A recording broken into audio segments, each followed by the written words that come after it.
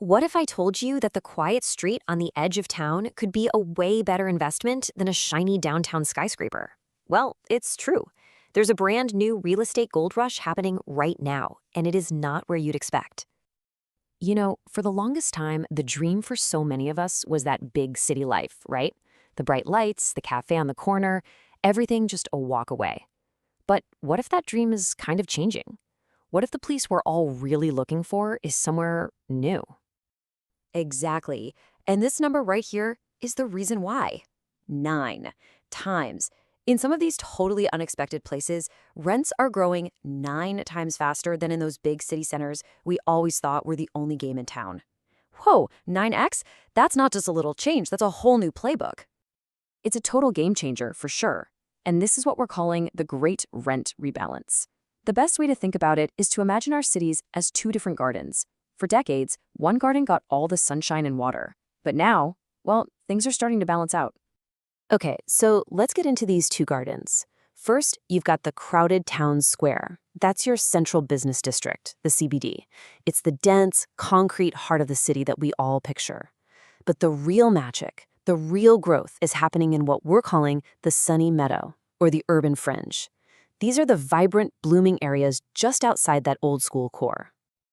Wow, okay. Seeing them side by side like this really makes it click. The town square feels so established, so classic, but also, yeah, a little bit crowded.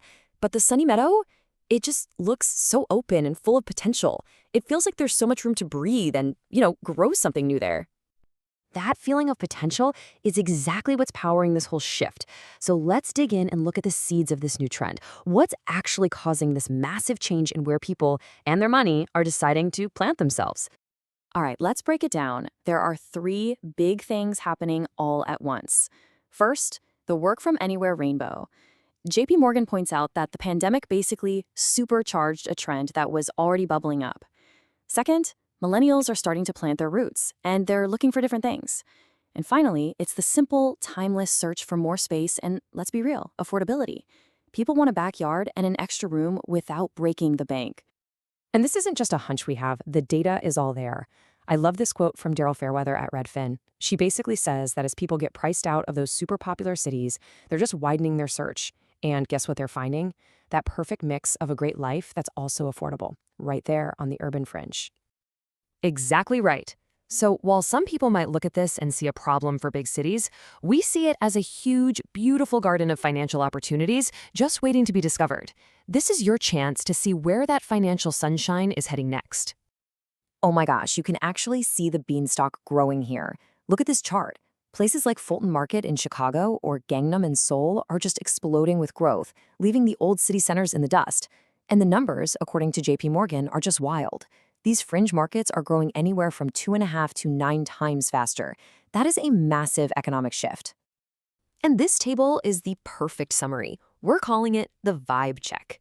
In the central business district, rent growth is slower, buildings are older, and you're paying more for less space.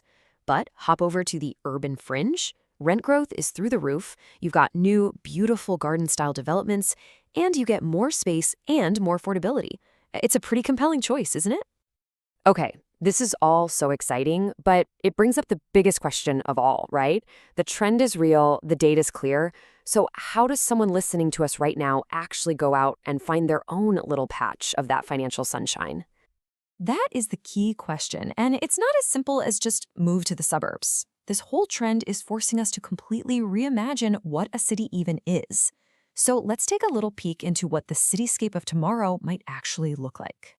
And remember, this isn't just happening in one or two places. As JP Morgan's 2025 Outlook says, the physical landscape of cities is shifting with global reach.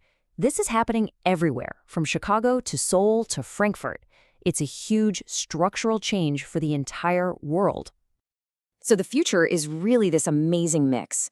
We're seeing three big things happen all at once. First, older office buildings are getting a second life as housing or even data centers.